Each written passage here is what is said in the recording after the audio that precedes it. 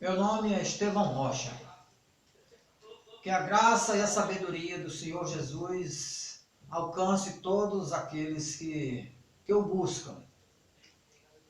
Eu venho, através do Novo Testamento, trazer essa mensagem de Deus que se chama salvação eterna. Por que salvação eterna? Por que através do Novo Testamento?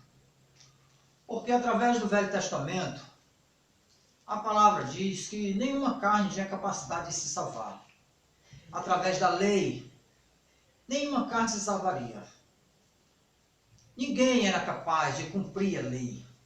Por isso Deus, segundo a sua misericórdia, enviou o seu Filho em forma de homem para cumprir a lei por nós, já que nós não tínhamos capacidade de cumprir a lei. Veja bem, veja o que está escrito aqui em Romanos, capítulo 3, versículo 10 a 12, diz: como está escrito, não há um justo, nenhum sequer. Não há ninguém que entenda, não há ninguém que busque a Deus. Todos se extraviaram e juntamente se fizeram inúteis. Não há quem faça o bem, não há um só. No livro de Hebreus, capítulo 9, versículo 12, diz: não por meio do sangue de bodes, mas pelo seu próprio sangue, entrou no Santo dos Santos uma vez por todas, tendo obtido uma eterna redenção. Veja bem, Jesus veio cumprir a lei por nós, que nós não tínhamos capacidade de cumprir. E deu-se a si mesmo uma única oferta. Os sacerdotes faziam todos os anos uma oferta para eles e para o povo, que não servia de nada, com sangue de bodes e de bezerros. Mas Jesus entrou uma vez no Santo dos Santos, levando o seu próprio sangue, e fez uma eterna redenção. No mesmo livro de Hebreus, no capítulo 8, versículo 7 ao 13, Deus faz uma nova aliança com o seu povo. Ele diz que o velho pacto, a velha lei, ela está ultrapassada. Por isso havia necessidade. Ele diz, se o velho fosse bom, não havia necessidade de ter feito um outro pacto, uma outra aliança, um outro testamento para seus filhos. E através desse novo testamento, o Senhor nos enviou a graça. Porque somente através da graça seremos salvos, ou fomos salvos, assim dizer. Na Epístola aos Gálatas, capítulo 5, versículo 4, diz assim: separado estás de Cristo, vós que justificais pela lei, da graça tem caído. E no mesmo Gálatas, no capítulo 3, versículo 10, diz assim: todos aqueles que são das obras da lei estão debaixo de maldição. Veja bem, se o Senhor fez o sacrifício perfeito para nós, para que nós pudéssemos usufruir da graça, irmão, está cheio de irmão buscando obras da lei para fazer. Não tem necessidade de nós fazermos obras da lei, não tem necessidade. Nós já somos salvos através do sacrifício de Cristo. Cristo já fez tudo por nós. Nós não temos mais necessidade de estar buscando obras da lei. Irmãos, antes de eu entrar no mérito salvação eterna, eu quero falar algo para vocês. A palavra salvação, no original grego, é sotéria. Sotéria é o nome usado no original grego, que quer dizer libertação, cura, salvação. Porque essa palavra salvação, se nós observarmos o Novo Testamento, nós vamos ver vários tipos de salvação. Quando nós lemos o Salmo 91, nós vemos um tipo de salvação, que é salvação de livramento. Aquela salvação não é do Espírito, é salvação de livramento. E ele me livrará do laço do passarinheiro, da peste perniciosa, e você vai lendo e vai vendo. É como se você fosse passando numa rua, estivesse havendo um tiroteio, e você se abaixasse e a bala para um lado e para o outro, depois você diz, graças a Deus, Deus me salvou. Me salvou de quê? Ele me salvou da morte, ele deu um livramento. Em Mateus capítulo 10, 21, 22, o Senhor Jesus fala de outro tipo de salvação. Salvação de perseguição. Ele diz, aquele que perseverar até o fim será salvo. Salvo de quê? Da perseguição. Ali não está falando de salvação do Espírito. Na Epístola aos Hebreus, capítulo 9, 12, já está falando de salvação do Espírito, que ele diz que é a salvação eterna. Essa salvação é a do Espírito. Agora nós vamos entrar no mérito salvação eterna. A salvação eterna é um dom de Deus e não depende de méritos humanos. Eu conheço alguns irmãos que ficam trabalhando, fazendo obra, correndo de um lado para o outro para ganhar a sua salvação. E a palavra de Deus nos mostra que nós não adquirimos a nossa salvação através de trabalho. A salvação é dada por Deus gratuitamente. Vamos ler aqui em Efésios, capítulo 2, versículo 8 e 9. Diz assim: porque pela graça sois salvo por meio da fé. E isso não vem de vós, é dom de Deus. Não vem das obras, para que ninguém se glorie. Veja bem, nem a fé é nossa. Até a fé é de Deus. Ele que nos dá a fé. É Ele que nos dá a salvação através da sua graça. Não vem dos nossos esforços. Na Epístola de Tito, capítulo 3, do versículo 4 ao 7, diz assim: mas quando apareceu a benignidade e caridade de Deus, nosso Salvador, para com os homens, não pelas obras de justiça que houvéssemos feitos, mas segundo a misericórdia, nos salvou pela lavagem da regeneração e da renovação do Espírito Santo, que abundantemente Ele derramou sobre nós por Jesus Cristo, nosso Salvador. 2 Timóteo diz assim: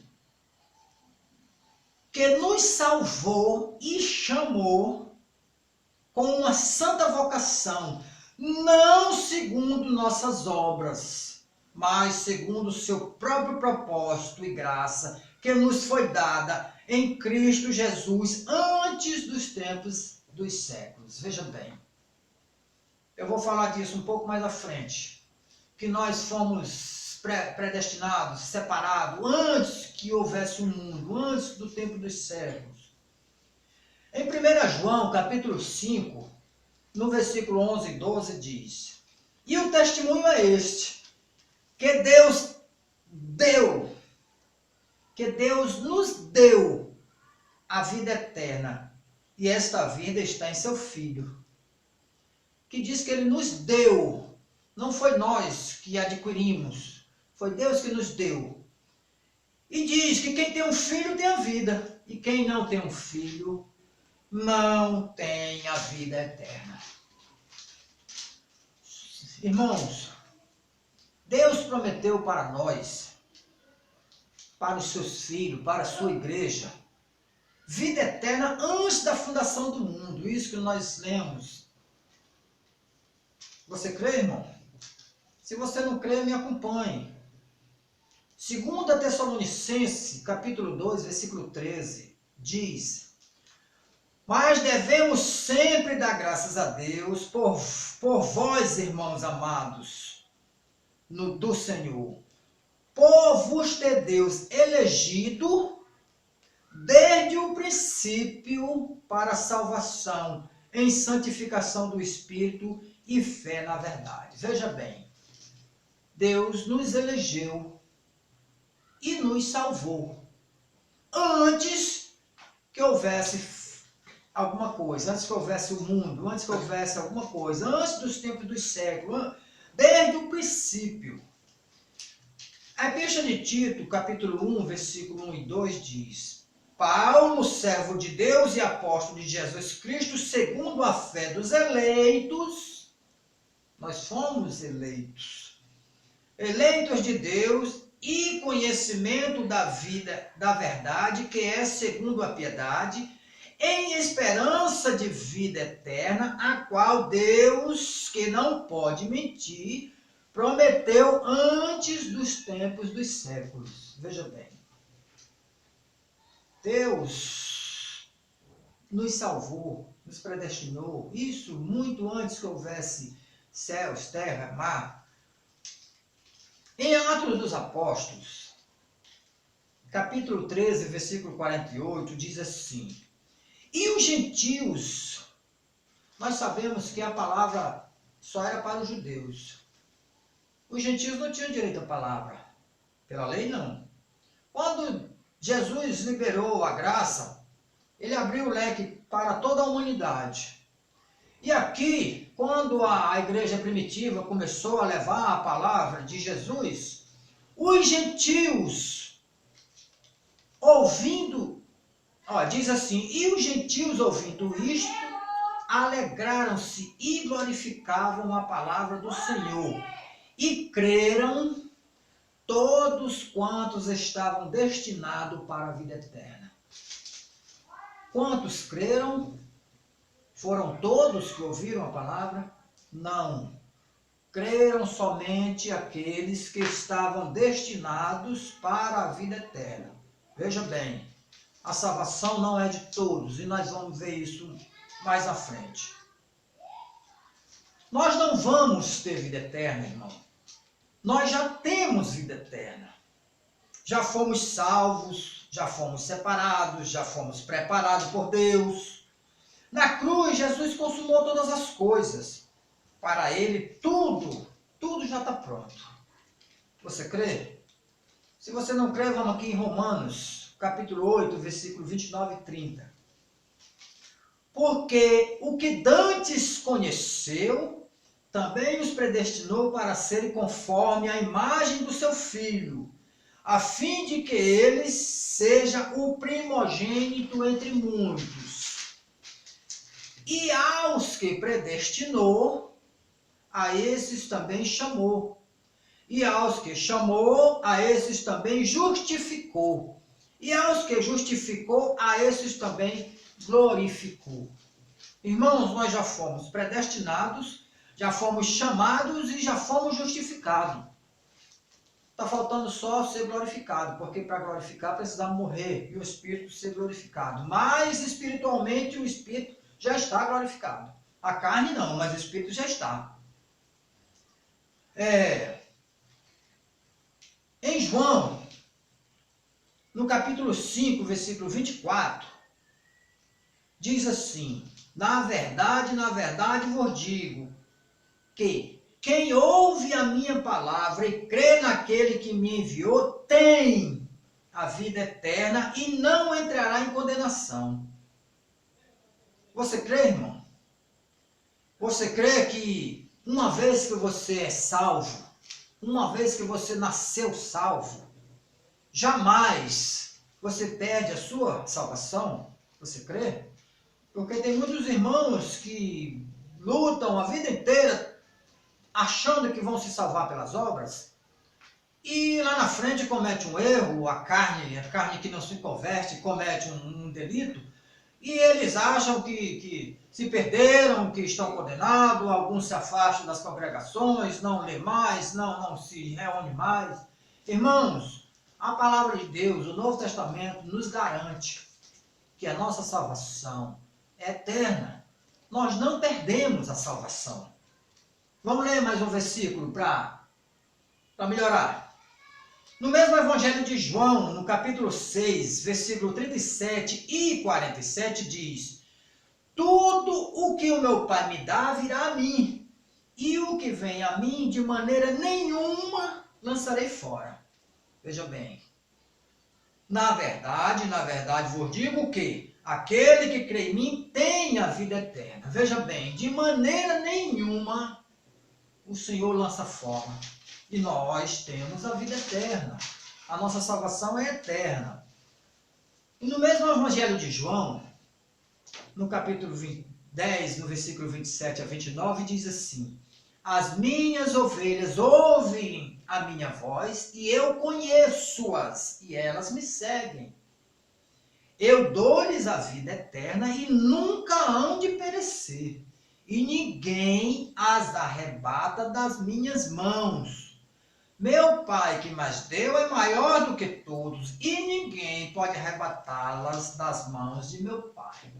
Veja bem, as ovelhas que foram separadas lá antes da fundação do mundo, elas, quando estão aqui, habitando nesse corpo, que nós somos um espírito que possui um corpo, nós não somos um corpo que possui um espírito. Não, nós somos um espírito que estamos habitando em corpo.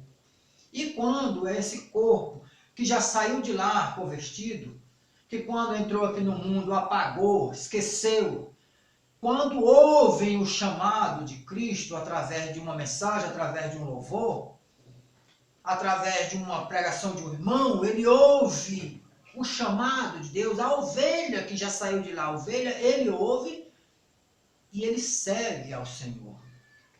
Ele segue. A palavra diz que as minhas ovelhas ouvem a minha voz e me seguem.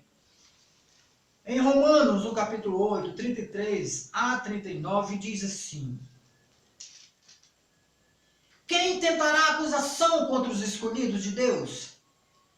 É Deus quem os justifica. Não são as suas obras que lhe justificam. Não, é Deus quem lhe justifica. Quem os condenará? Pois Cristo, quem morreu, ou antes quem ressuscitou dentre os mortos, o qual está à direita de Deus e também intercede por nós. Quem nos separará do amor de Cristo? A tribulação? Ou a angústia? Ou a perseguição? Ou a fome? Ou a nudez? Ou o perigo? Ou a espada?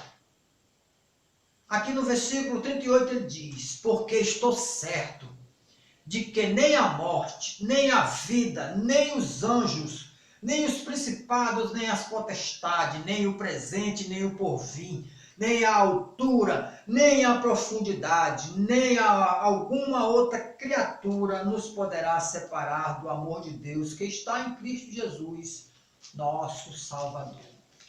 Veja bem, alguns irmãos acham que são tentados por Satanás e cometem alguns equívocos ou erros. Aí pronto, Deus abandona, toma a salvação deles e eles estão perdidos. Não é assim, irmão. A palavra nos mostra que nenhuma outra criatura, nem fome, nem espada, nada pode nos separar do amor de Deus, que está em Cristo Jesus, pois foi Ele que nos deu a salvação. Entendeu, irmão? Vamos ler só mais um versículo. Em Hebreus capítulo 13, versículo 5, diz: seja vossos costumes sem avareza. Certamente contentai-vos com o que tendes, porque ele disse, ele quem? Jesus disse, não te deixarei nem te desampararei. Quando a gente está passando pelo deserto, a gente acha que o Senhor deu as costas para a gente e nós estamos só. Não, irmão. A gente passa pelo deserto porque é da vontade do Senhor nos fortalecer. Porque, irmão, quando o Senhor quer te entregar algo, Ele leva você para o deserto. Porque é lá no deserto que Ele fala contigo, só está tu e Ele, não tem ninguém para te atrapalhar. É lá que Ele fala contigo, pessoalmente. Concluímos, pois, que a salvação é um dom de Deus, é eterna, não depende de méritos humanos, começou no céu, se manifestou na cruz, se materializou na cruz e se manifestou na minha vida quando eu me reconciliei com Jesus, meu Salvador. Por que eu me reconciliei? Porque ninguém aceita Jesus. Não existe esse negócio que eu aceitei Jesus. Não existe. Eu me reconciliei. Eu saí do concílio preparado. Fui predestinado, fui chamado, fui eleito, fui destinado. Quando eu nasci, eu apaguei. Esqueci tudo. Eu passei 36 anos da minha vida sendo salvo, fazendo besteira, fazendo coisas abomináveis aos olhos de Deus. Mas quando Deus me chamou, eu passei, estava tendo um culto na casa de um irmão que eu não conhecia, e o louvor que estava tocando naquele momento me tocou e eu comecei a chorar, e fui chorando até em casa. Aquele foi o chamado do Senhor. Naquela hora eu me reconciliei com Ele. Só que depois Ele vai trabalhando na nossa vida e a gente vai crescendo, vai aprendendo, vai para uma igreja e levanta a mão. Porque naquela hora que você levanta a mão, você não está aceitando, você já se reconciliou, já se reconciliou com Ele há dias que o Senhor vem trabalhando no seu coração já. Aí você vai lá e aceita e começa a congregar para começar a andar nos caminhos do Senhor. Aqueles que irão reinar com Cristo já foram eleitos, como eu acabei de falar, já foram predestinados e os seus nomes já estão escritos no livro da vida, desde antes da fundação do mundo. Se você não acredita, vamos comigo aqui. Olha, eu disse que já foram eleitos e já foram predestinados e os nomes já estão escritos no livro da vida desde antes da fundação do mundo. Aqui em Efésios, capítulo 1, versículo 4, fala dos eleitos, que diz assim: como também nos elegeu nele antes da fundação do mundo, para que fôssemos santos e irrepreensíveis diante dele em caridade. Eu conheci um irmão que, quando eu falei para ele que ele já era salvo, e ele disse: ah, irmão, então se eu sou salvo, aí então eu posso ir pro Fortal, né? Eu posso ir pro pagode, pro forró. Disse, não, irmão, não é assim não. Olha o que está escrito aqui, olha. O Senhor nos elegeu para que fôssemos santos e irrepreensíveis. O Senhor nos elegeu para a gente estar nem de Fortal, nem de forró, não. Nos elegeu para que fôssemos santos. Se você faz a obra de Deus, não é porque você precisa se salvar. Você faz a obra de Deus porque você já é salvo. Eu quero ver um ímpio que não conhece a Deus fazer a obra de Deus. Não faz, ele só faz porque ele é salvo. Só faz se tiver um chamado. Só faz se for eleito. Olha aqui, os predestinados. Quem não crê? Quem não crê que você já foi predestinado? Em Efésios capítulo 1, versículo 5 diz: e nos predestinou para filhos de adoção por Jesus Cristo, para si mesmo, segundo o beneplácito de sua vontade. Ou seja, nós já fomos eleitos e já fomos predestinados, já fomos salvos e o nosso nome está escrito no livro da vida. Vamos aqui em Filipenses. Filipenses capítulo 4, versículo 3 diz: e peço-te também a ti, meu verdadeiro companheiro, que ajude essas mulheres que trabalham comigo no Evangelho, e com Clemente e com outros cooperadores, cujos nomes estão no livro da vida. Veja bem, irmão, essas mulheres, elas trabalhavam ajudando Paulo, Clemente trabalhava ajudando Paulo, não era porque eles queriam se salvar. Eles não trabalhavam para ganhar sua salvação, eles trabalhavam porque já eram salvos. O nome deles já estava escrito no livro da vida. Em Hebreus capítulo 12, versículo 23, diz assim: a Universal Assembleia e Igreja dos Primogênitos que estão escritos nos céus. Eles já morreram? Não, irmão. Eles estão aqui na Assembleia se reunindo. Mas o nome deles já estão escritos no céu. E a Deus, o juiz de todos, e aos espíritos dos justos aperfeiçoar. No Evangelho de Lucas, capítulo 10, versículo 20, diz assim. Aqui ele está falando, quando ele mandou os 70, 70 discípulos evangelizarem, e eles expulsavam o demônio, e eles curavam, e faziam muitas maravilhas, e eles voltaram muito felizes. O que é que Jesus diz para ele? Mas não vos alegreis, porque vos sujeitam os espíritos. Alegrai-vos antes, por estar o vosso nome escrito nos céus. Irmão, expulsar demônio, curar, os macumbeiros fazem isso, os espíritas fazem isso, algumas igrejas aí que se chamam de igreja fazem isso. Irmão, nós devemos nos alegrar. Não é por isso, é pelos nossos nomes, já está escrito no livro da vida, como lá em Apocalipse está escrito que aqueles que na ceifa e nos ceifeiros, ceifa e ceifeiros, aqueles que os anjos vê, quando eles veem o nome escrito na testa, o nome de Deus escrito na testa, eles não ceifam, eles não matam, porque o nosso nome já está escrito. Continuando aqui o nosso assunto aqui.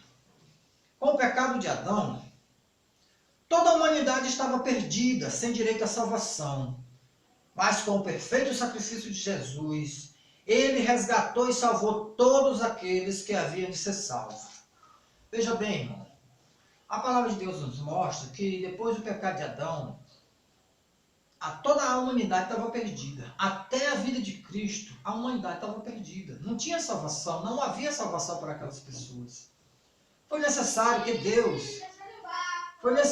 Jesus, quando ressuscitou ao terceiro dia, quando ressuscitou, tomou das mãos de Satanás a chave da vida e da morte.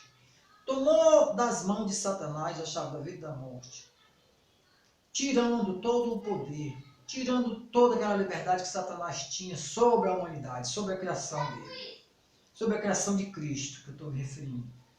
Você vê que lá no Getsemane, quando Jesus chama os apóstolos para orar, ele diz: essa é a hora das trevas. Hora das trevas quer dizer que naquela hora Satanás estava reinando. Mas quando Jesus foi crucificado, que ressuscitou, tomou das mãos de Satanás todo o poder, tudo que ele tinha, ele não tem mais direito a nada. No Evangelho de Mateus, capítulo 16, versículo 8, quando Jesus diz: e sobre essa pedra erguerei a minha igreja, e as portas do inferno não prevalecerão contra ela, ele está dizendo que na igreja de Cristo, na igreja dele, que é a igreja dele, a igreja não é para ter nome, a igreja é de Cristo. Nessa igreja, Satanás não toca. Satanás não tem poder para tocar. Porque nós lemos que ninguém arrebata das mãos de Deus, nem de Jesus, nem de Deus. Ninguém as arrebata as ovelhas, porque elas são dele. A não ser que ele tenha um propósito na sua vida, como tinha um propósito na vida de Jó, quando ele permitiu que Satanás tocasse nas coisas, no dinheiro, nos valores, nos filhos de Jó. Ele tinha um propósito, ele queria mostrar para Satanás que Jó era fiel e provou. Se Deus tem um propósito na sua vida, para que você cresça, para que você melhore, para que você mude, tire de você alguma coisa, como arrogância, como orgulho, como idolatria,